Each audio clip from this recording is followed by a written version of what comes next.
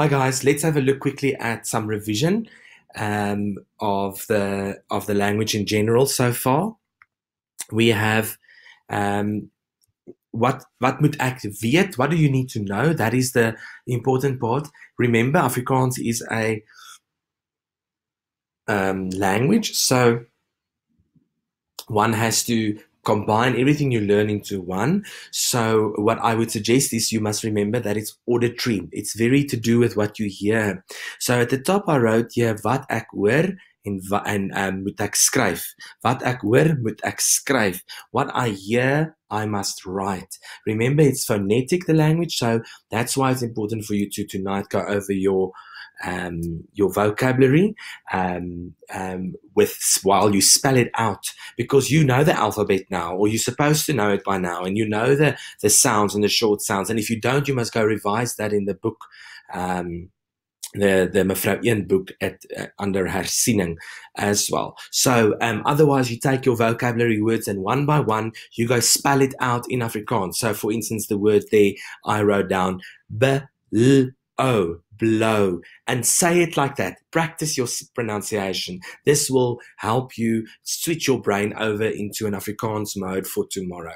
And then I just wrote here NB, which means very important. It's like an acronym that we learned about in class, and or an abbreviation. And it says uitspraak is baie belangrik. Klanke en letters, sounds and letters is exactly what you must focus on. If you want to be confident in Afrikaans or in any language, it's to do with how you pronounce it. So otherwise you feel shy, because people laugh at me sometimes because I sound Afrikaans when I speak English. But if I worry about that, then I'm not going to move forward. I wouldn't have ever been able to speak English if I worried about it. So confidence is the most important part. You need to be confident in what you think you know. Even if you are wrong, sometimes it's okay. Then I put down some rules that you can follow. Reels wat jy kan volg. The three main parts of speech that we learned this year, and the reason why I teach parts of speech in a first additional language is because you need, in Afrikaans specifically, you need to understand what type of words you are working with in order to put it in the right place. And that helps you for now. Yes, later on you must be able to understand what you read. Yes, in high school you'll do poetry. But for now, it is more important for you to understand how the rhythm of the language works, and it's more important to understand that the only thing that's moving in your sentence all the time is your verb.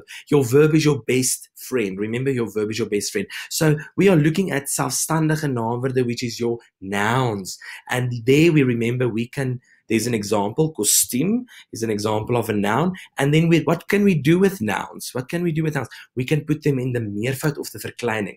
Now, the reason why I'm hammering on this is because when you read your comprehension, you must be able to, by this level, at the end of level 5, know and recognize how a meervoud word might look like. So if you, for instance, did not know the word kostuum, then if you read about it in a cycle test or in a comprehension test, and you see there's an S for kostuums, then you can make the assumption, not always right, but you can make it, the assumption that might be your noun. And another way of looking at it is finding your noun is look for your articles, jou lidwoorde, a and the, same as in English.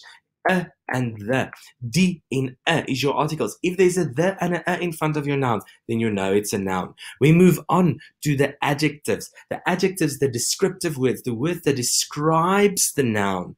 There's an example, klein. These words have opposites. These words have synonyms. These words have degrees of comparisons, intensieve forme. So let me write it there, antonieme en synonieme en klappe van vergelyking en intensiewe forme en these words are the words that you want to find, that is the tricky ones, because you can't really touch or see them. They're not a tangible word. So you're going to have to look a little bit deeper for those words. Find them before nouns. And what else can sometimes happen to them? They sometimes can get an E. For instance, I've always used this example in class, die prachtige meisie, of die prachtige seun. So there's very important that you must remember some adjectives, if it's in front of a noun, gets an E, remember. Just a way to recognize the words. If you're not sure, then you go look for those. Can you put them in the degree of comparison? Can you give an intensive form to them? Is there an opposite word that you know better in Afrikaans that you want to use rather? Or a synonym for that matter as well. And then verbs, as I said, is your best friend. You need to understand that verbs are your best friends. They are the ones you move around the whole time. Either they go to, and this is the main formula that we use, to the second position, or they go to the end position where verb to is supposed to be, and then infinitive, or the only other time, 2 times they can be different is when you start with a verb 1, and then you continue with your subject and your time, and that means that is a question. Very good for those who answered question. Okay, so very important. Those are your verb can go there, or in the front of the sentence, and that is it, ladies and gentlemen. That is it. You cannot go wrong if you remember that. Find your verb and your head is through. Jou kop is deur, soos hulle in Afrikaans sê. Let's have a look at our sentences. So here I've got Sanri glimlag verdantheid. Sanri glimlag verdantheid. All right. So now let's have a look. There are a few different ways where you can write sentences. The first thing you must do is go find your verb. So if you want to, you can pause this video now while you quickly decide what is the verb. And once you've decided, play it and see if you are right. So pause it now before I show the answer. Right, and the answer we have there for is glimlag is your verb. Once you have identified your verb, you must know it can either stay there, it can move to the end before the infinitive, or it can go to the front of the sentence. All right, so now let's see what we say next. Let's look at the teenwoordige tyd. Teenwoordige tyd is present tense, so just remember that. Not that I will ask you that, but it's good to know it for future reference. Soek vir die werkwoord. Now we already looked for the verb, we found it. So that is our first step. Now let's see what I put for verlede tyd. Look at that, verlede tyd. So that was teenwoordige tyd. Now verlede tyd, we see we want to add a het, and we take our verb to the back of the sentence and we give it a ge. So those are the first easy rule to remember.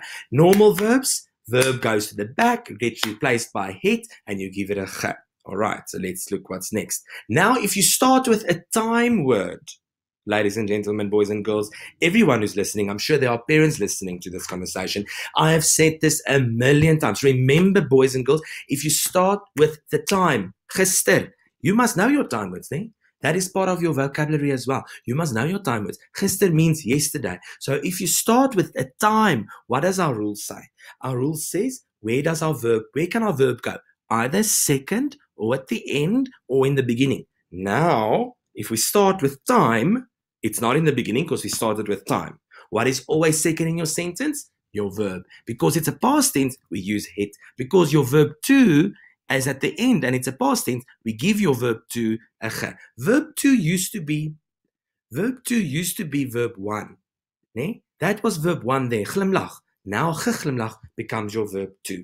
And if it's gister, same. The het goes second, then your subject, then your object, then your verb to, or whatever comes before that. All right, so let's have a look what else. I need to just do this a little. Let's see. Toekomende tyd, future tense. Future tense, toekomende tyd. Okay. Sanri sal verdantheid glimlag. Again, you replace with toekomende tyd, you replace your verb glimlag, your verb 1, with sal. Remember, het and sal are verbs. They are also verbs. They are auxiliary verbs. They are helping verbs. They help the other verb to survive. So sal is second, and then glimlag at the end. But if we start with time, where's sal now?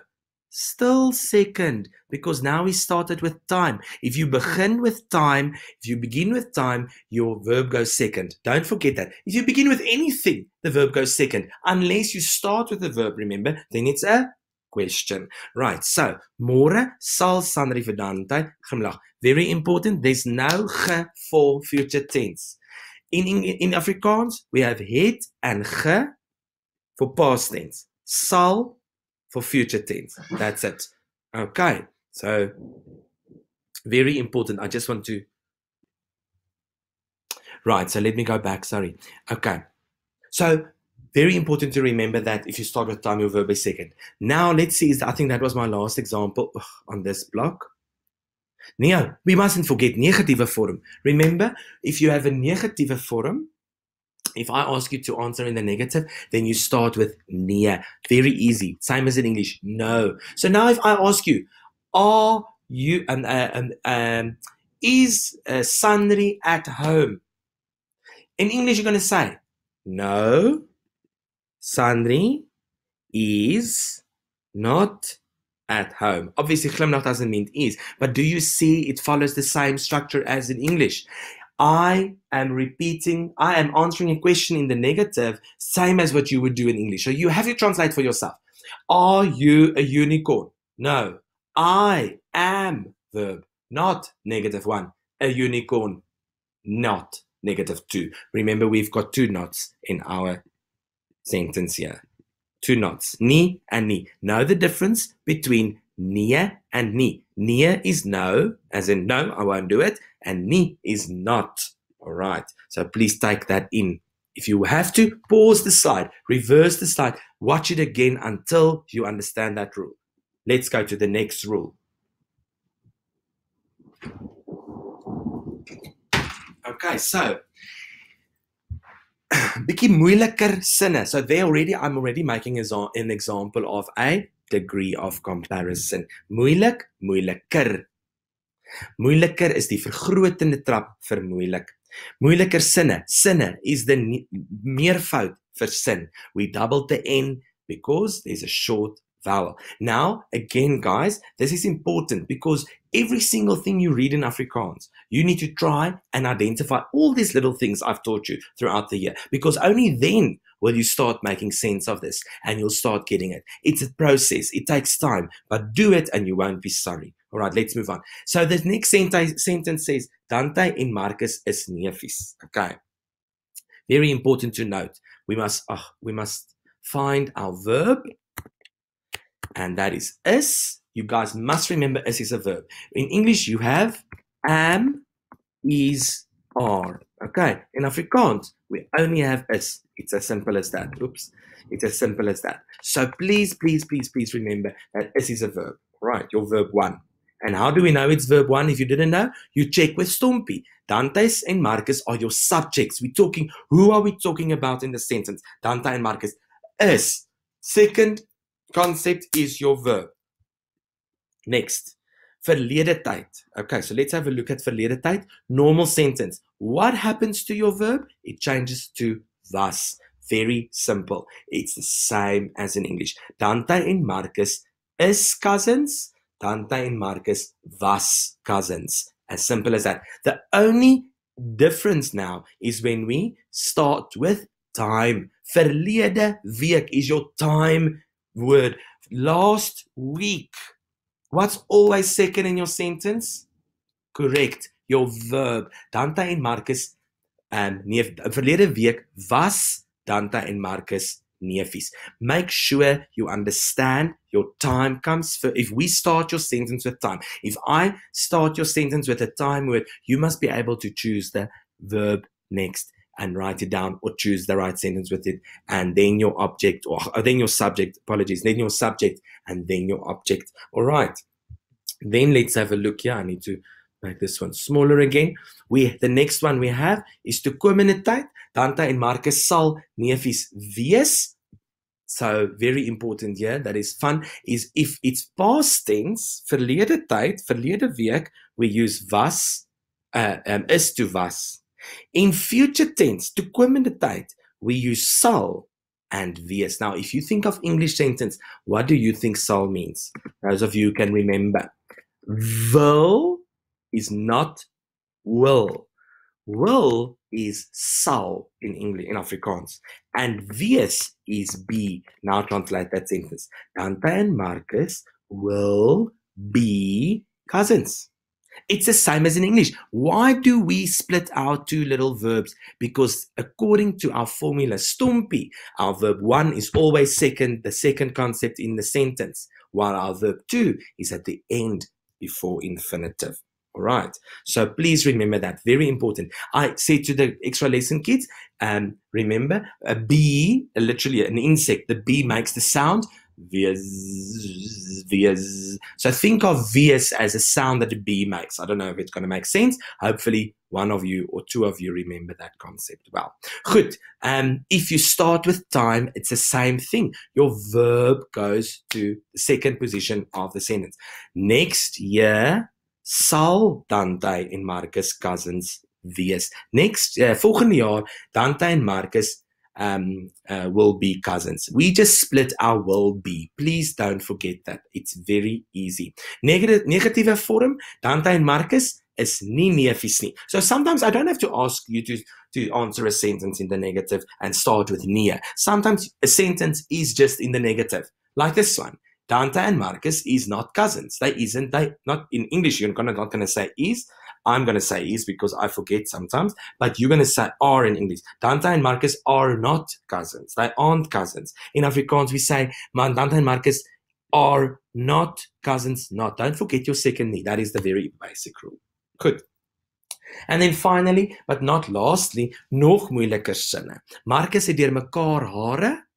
Marcus has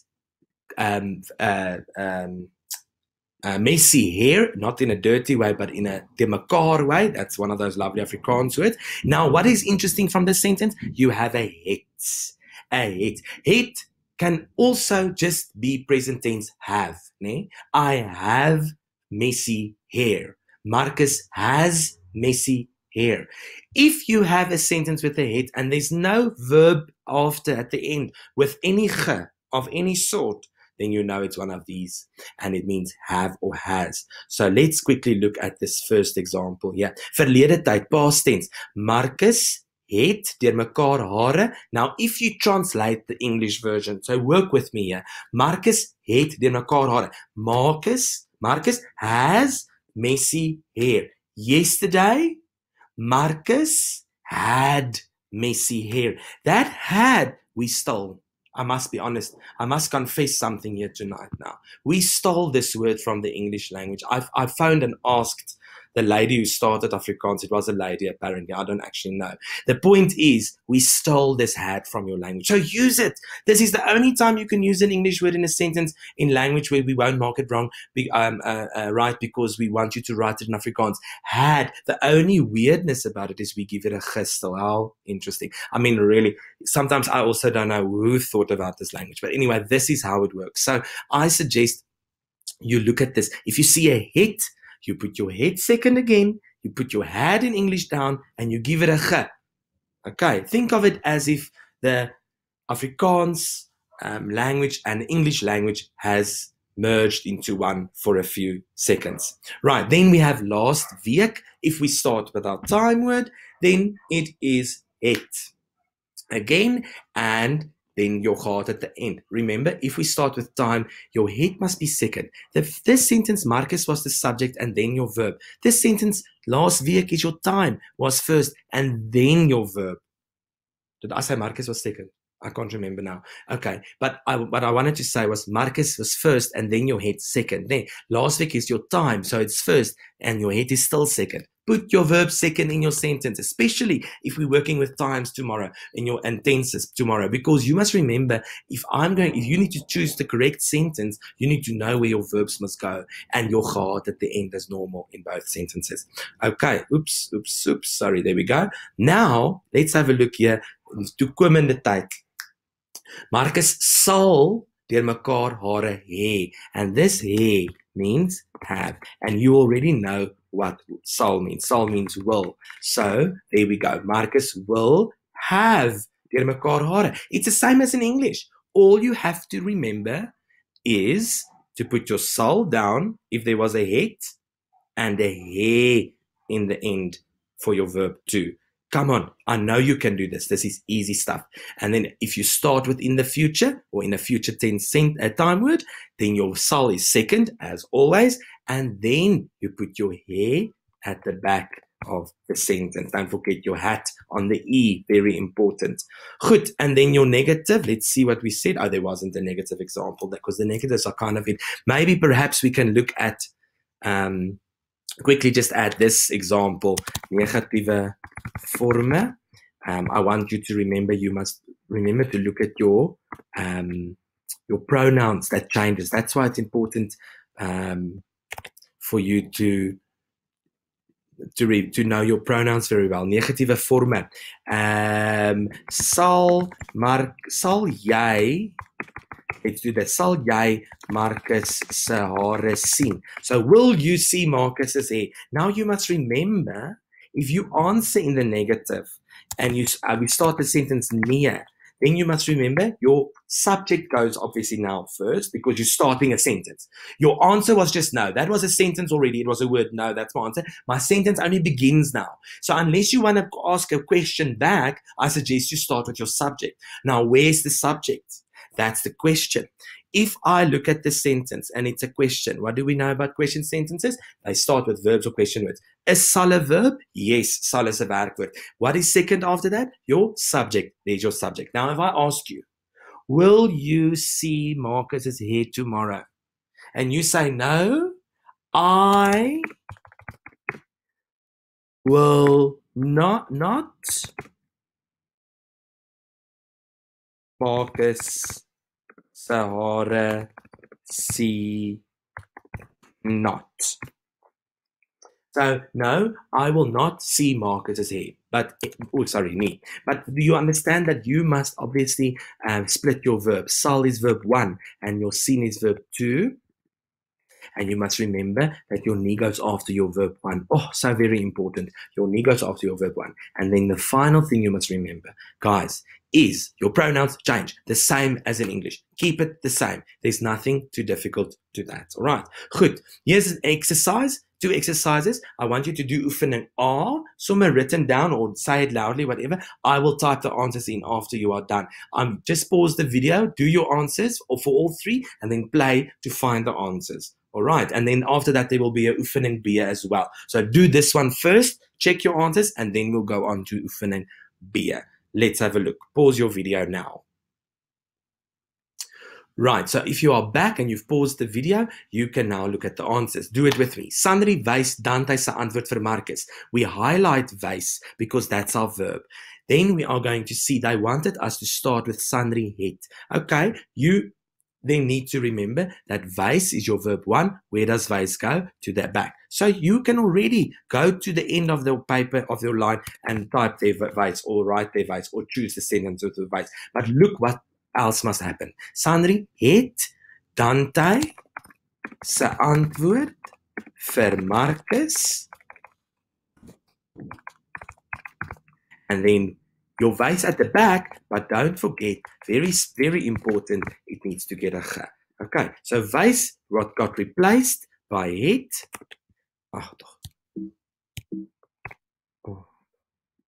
By het, and wys got kicked to the back and you added a ge.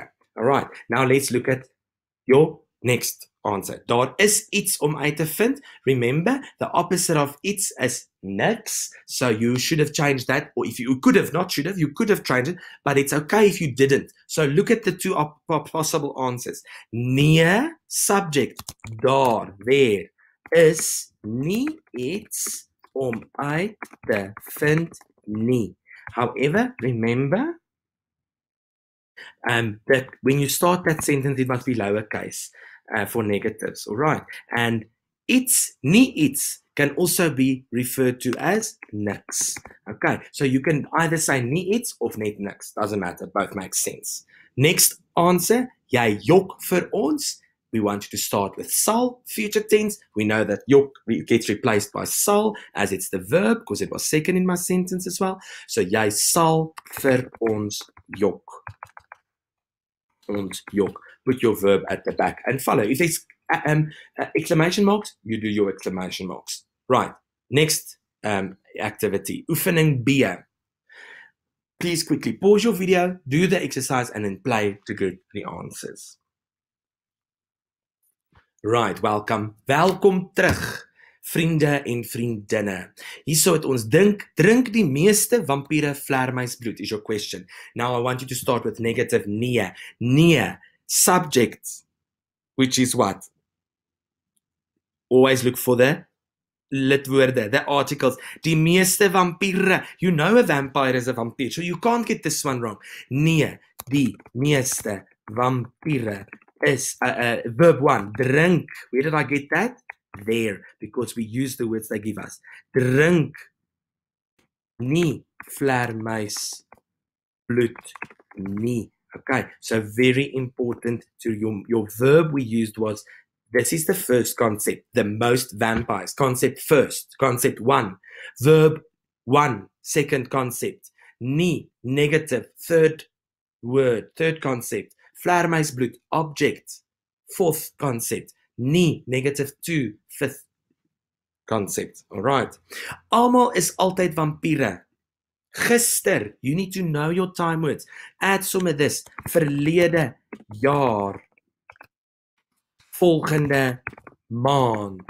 Add those two for me as an exercise because you understand this now very well. Because I started for you the sentence with a time word. What is always second in your sentence? Your verb. What is your verb? Is changes to was in the past. Gister was almal altyd vampiere. Okay? Môre sal almal altyd vampiere wees. Verlede jaar, you need to know that this is in the past tense. Volgende jaar, future tense. What do you think it will become? Volgende jaar, it will be the same as the gister because it's both in past tense. And same with the volgende maand. Môre, volgende maand, sal almal altyd vampiere wees. All right. So if you have a sentence where there's another time, it doesn't matter. Unless it contradicts itself, keep it there. I hope you did well, and I hope that you are doing well. And please go over your videos for me for the voegwoorde, because you all understand that very well. So you can watch those videos and do those exercises on that, and then you should be fine. Good luck and enjoy. Tot ziens.